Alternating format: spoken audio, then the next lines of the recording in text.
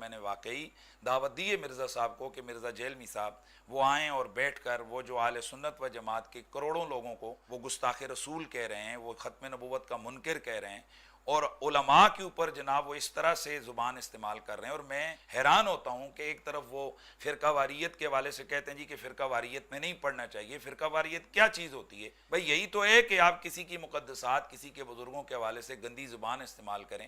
وہ کون سے لفظ ہیں، وہ کون سا لہجہ ہے، وہ کون سا انداز ہے جو مرزا جیلمی صاحب نے جارحانہ اختیار نہیں کیا ہے۔ تو اس حوالے سے بہرحال انہوں نے صوفیاء کرام کو سامنے رکھ کر، ان کی ان عبارات کو سامنے رکھ کر انہوں نے پوری امت کو جناب ختم نبوت کا منکر اور گستاخ ڈکلیئر کیا ہے۔ تو اس حوالے سے بالکل میری ان کو دعوت مناظرہ کہہ لیں، دعوت مباحثہ کہہ لیں، مکالمہ کہہ لیں، میری ان کو دعوت ہے۔ یہ کہہ دینا کہ بابت شہی کوئی نہیں، ایک لفظ آپ نے یہاں پر استعمال کیا، اس کا ریپیٹ کیا، جی جو بھی ہے وہ جس نے بھی کیا ہے، اگر وہ ایک بندے سے کسی نے کہا یار میں مشہور ہونا چاہتا ہوں، اس نے کہا کعبہ شریف کے اندر جا کے ادھر باہر حرم میں گندگی ڈال دے تو مشہور ہو جائے گا۔ بات یہ ہے کہ اب یہاں پر عالم اسلام کی اتنی قداور شخصیات موجود ہیں پاکستان کے اندر کہ جناب ان ادھر تک پہنچنے کے لیے نا مزید 100 سال محنت کرنی پڑے گی تو پھر کوئی پہنچے گا۔ اب راستہ یہ کی تھا کہ آدھا ادھر کو ہٹ کرو، آدھا ادھر کو ہٹ کرو، آدھا ادھر کو ہٹ کرو، اور زبان بدتمیزی سے یہ کہہ دو جی کہ باب شاہی کوئی نہیں۔ پوائنٹ نمبر 2 انہوں نے کہا کہ عالم اسلام کی قد آور شخصیات ان 100 سالوں میں اتنی موجود ہیں کہ اسے تو صدیاں چاہیے پرانے بزرگوں تک پہنچنے کے لیے، پہلے ان کو تو فتح کر لے۔ جی فتح ہو چکے۔ یہ قد آور شخصیات وہ ہیں جنہوں نے ایک دوسرے کو کافر ڈکلیئر کیا، یہ ان کا قد بت تھا۔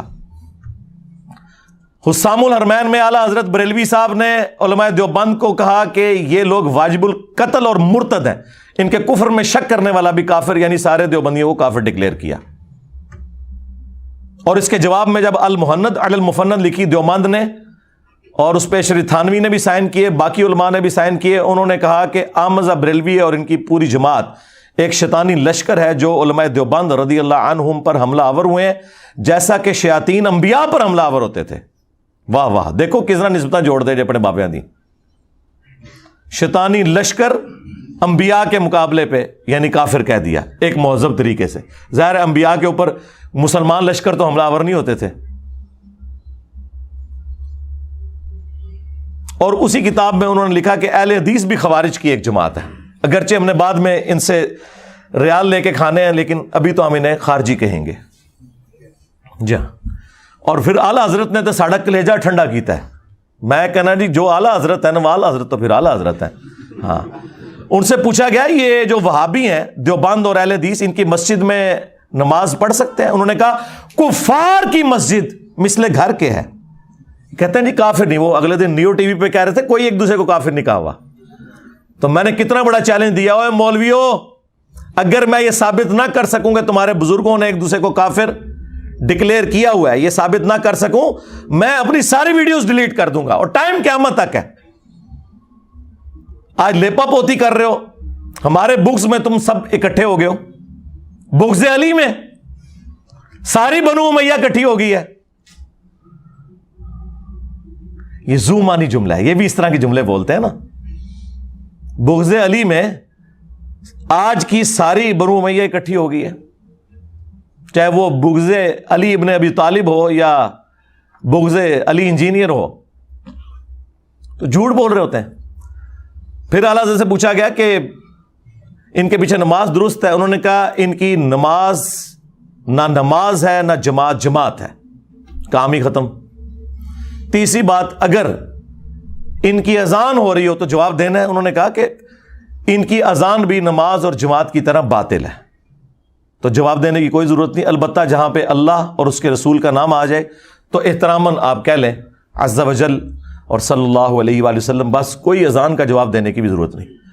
اور پھر سرکار جو احکام شریعت میں انہوں نے موتی بکھیرے ہیں، ہائے ہائے ہائے، ٹھنڈ پائی ہے۔ یہ میں اس لیے کہہ رہا ہوں تاکہ میں آپ کے بزرگوں کا گند آپ کو بتا سکوں۔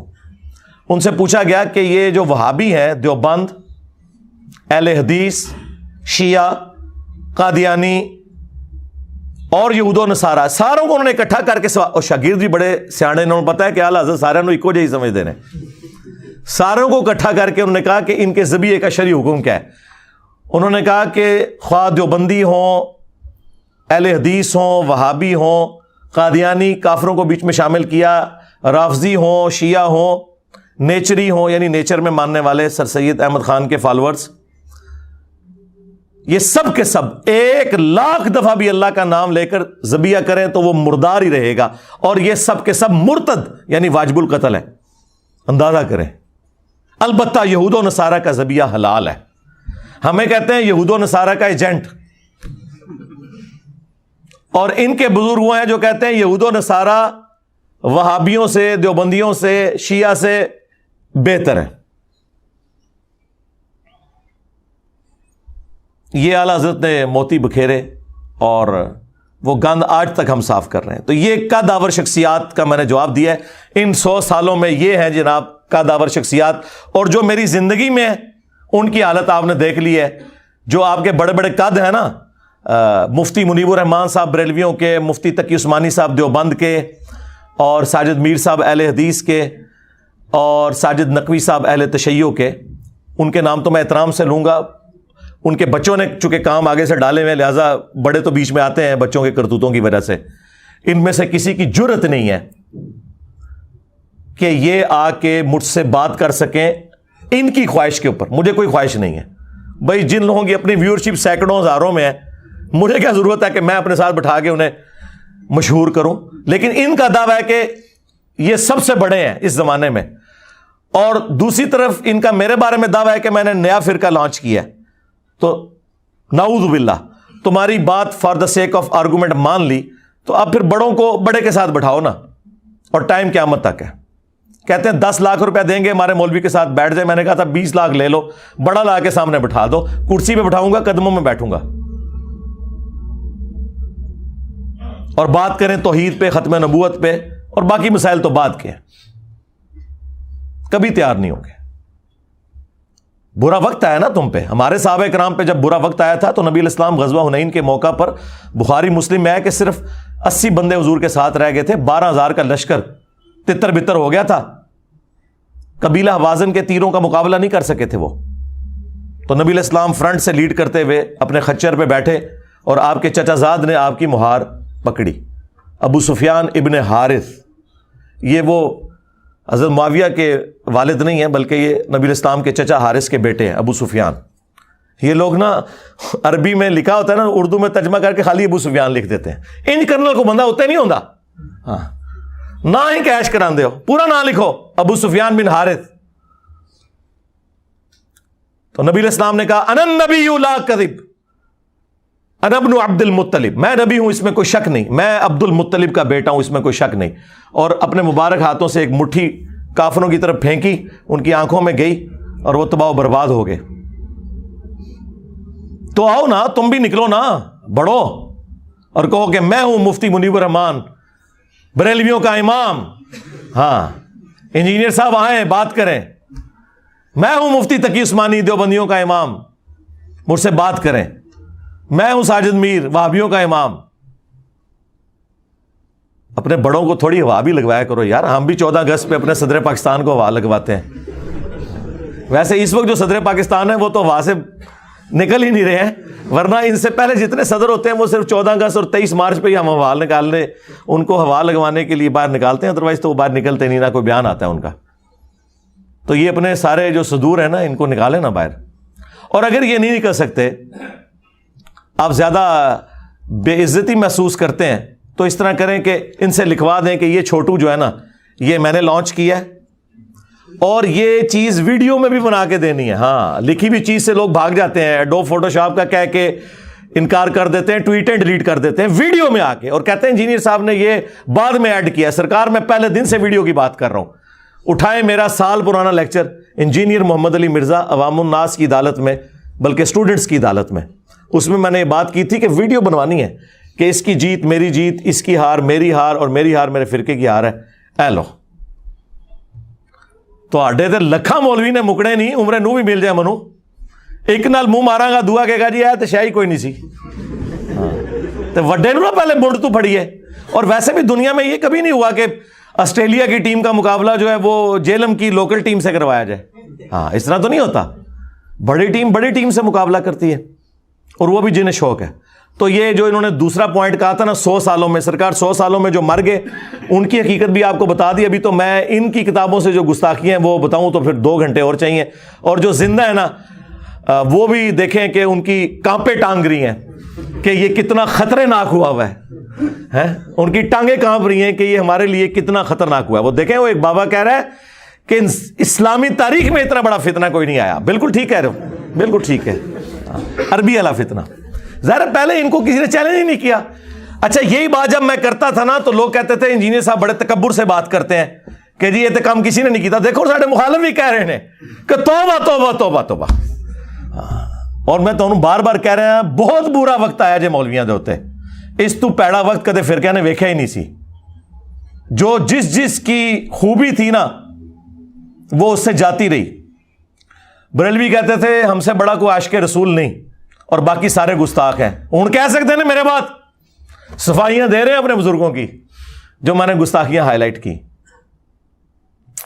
دیوبندی کہتے تھے جی صحابہ کا دفاع ہم کرتے ہیں. دیکھیں ہم نے تو نعرہ دیا حق 4 یار. ان کو کیا پتا تھا کہ حق 4 یار ہے، یہ حق 3 یار نہیں ہے. جب چوتھے یار کی باری آئی تو میں نے کہا پھر یہ سیاست معاویہ زندہ باد کہاں سے آ گیا؟ اگر 4 یار ہیں، اگر یہ اس قابل ہوتا تو یہ 5واں ہوتا نا.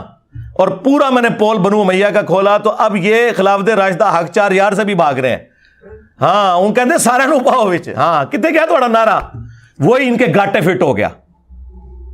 اہل حدیث کہتے تھے اطیع اللہ و اطیع الرسول. تو یقین کرو انہوں نے ایسی موت ہوئی جے نہ ہوں اللہ کا نام لیندے جے نہ رسول اللہ. وہ کہندے نے سلف اور تہاڈا سلف سٹارٹ ہی نہیں ہونا. ہوں ہاں بیٹری تہاڈی بہ گئی. ہوں اللہ رسول کا نام لینا چھڑ گئے. پہلے ہم کہنا یار داڑھی کٹانا جائز ہے. عبداللہ بن عمر سے ثابت ہے، راوی حدیث ہیں، مٹھی کے بعد کاٹ سکتے ہیں. ہم نے نہیں کاٹی. وہ کہتا جی ہم نے ابن عمر کا کلمہ پڑھا ہے تو ہوں حضرت معاویہ کا کلمہ پڑھ لیا جائے. ہاں صحابہ کے سب سے بڑے دشمن جو ہے نا وہابی ہوا کرتے تھے. ہم صحابہ کے اقوال اور اعمال پیش کرتے تھے، یہ کہتے تھے ہم نے تو نبی کا کلمہ پڑھا ہوا ہے. آج جب نبی کی حدیث آئی 2812 وَيْحَ مَارْ تَقْتُلُهُ الْفِئَةُ الْبَاغِيَةُ يَدْعُوهُمْ إِلَى اللَّهِ وَيَدْعُونَهُ إِلَى النَّارِ. افسوس ہے عمار تجھے ایک باغی جماعت قتل کرے گی. عمار انہیں اللہ اور جنت کی طرف بلائے گا، وہ جماعت جہنم کی طرف بلائے گی. اب تمہیں نبی کی حدیثیں بھول گئیں. تمہارا حال وہی ہے جس طرح بنی اسرائیل کو بچڑے کی محبت پلا دی گئی تھی، تمہیں بنو امیہ کی محبت پلا دی گئی ہے. تم پہ اللہ تعالیٰ کا عذاب نازل ہوا ہے اصل میں، اور اس عذاب سے نہیں تم نکل سکتے جب تک کہ توبہ نہ کرو. ان کا بیانیہ بھی گیا. شیعہ کا بیانیہ تھا کہ جی ہمارے مخالفین وہ ہیں جنہوں نے ممبروں سے حضرت علی پہ سب و شتم کروایا. لیکن جب یہ سنیوں کو بتاتے تھے سنی مانتے کوئی نہیں تھے. وہ کہتے تھے ایسی تو کوئی بات نہیں ہے. آج ہم نے سنیوں کی کتابوں سے جب یہ چیز ثابت کر کے خود ہی مانا اہل سنت کا مقدمہ. ظاہر ہے میں پلیٹ فارم کے طور پر تو اہل سنت منہج پہ ہوں نا، فرقہ اہل سنت نہیں، منہج اہل سنت. ہم نے کہا کہ بالکل ایسا ہی ہے. مسلم شریف میں موجود ہے کہ ان کے ماموں نے زبردستی کروانے کی کوشش کی 6220 نمبر حدیث کے اندر. اور اس کا ایک طریق جو ہے ایگزیکٹ اسی سند پہ امام نسائی کی کتاب خصائص علی کے اندر جو سنن نسائی الکبریٰ کا چیپٹر ہے اس میں موجود ہے، جس کے اینڈ پہ آتا ہے کہ جب پھر میرے باپ نے یوں ان کے ماموں کو ڈانٹا نا تو جتنے دن وہ مدینہ شریف رہے تو حضرت علی کی تنقیص کا ایک جملہ نہیں اپنی زبان سے نکالا، کیونکہ وہ ابھار رہا تھا کہ تم حضرت علی پہ سب کرو. یہ کہتے تھے سب کا ترجمہ تنقید ہوتا ہے. وہ ہم نے مسلم سے ہی بتایا 6229 لعن اللہ ابا التراب نعوذ باللہ. اور وہ 6220 میں بھی یہی ہے کہ تمہیں کون سی چیز مانے ہے کہ ابو تراب پر سب نہیں کرتے. یہ حضرت علی کے نام کو تنقیص کے طور پہ ابو تراب کہتے تھے، مٹی والا، جبکہ حضرت علی کو یہ نام پسند تھا کیونکہ اللہ کے محبوب نے رکھا تھا صلی اللہ علیہ وآلہ وسلم. تو سرکار گالی تو چھوٹی چیز رہ گئی، لعن اللہ ابا التراب ہے. یہ ساری چیزیں کر کے پھر ہم نے کہا کہ اللہ کے بندو ایٹ لیسٹ اہل سنت پہ اللہ نے یہ اپنا شیلٹر رکھا کہ یہ لوگ بغض شیعہ میں اس لیول پہ نہیں گئے کہ حضرت علی پہ لعنت کریں، لیکن ظالموں تم لوگ اہل سنت سے بغض رکھتے ہوئے رافضی بن گئے کہ تم نے خلفائے ثلاثہ کے اوپر لعنت کرنی شروع کر دی. جو گالی کل تک تم اہل سنت کو دیتے تھے اس کا شکار تم خود ہوئے. ایسے دم دبا کے یہ رافضی بھاگے ہیں ایسے.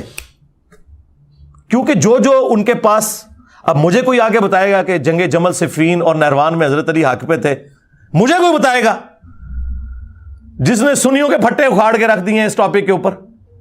یہ چند ایک ان کی سٹرونگ چیزیں تھیں، بیانیے تھے، وہ سارے کے سارے بیانیے یہاں پہ آ گئے. جس طرح ووٹ کو عزت دو کا بیانیہ نواز شریف صاحب سے چھین کے عمران خان صاحب نے لے لیا، وہی صاحب یہاں پہ بھی ہوا ہے. ان سب کے بیانیے فارغ ہو گئے ہیں.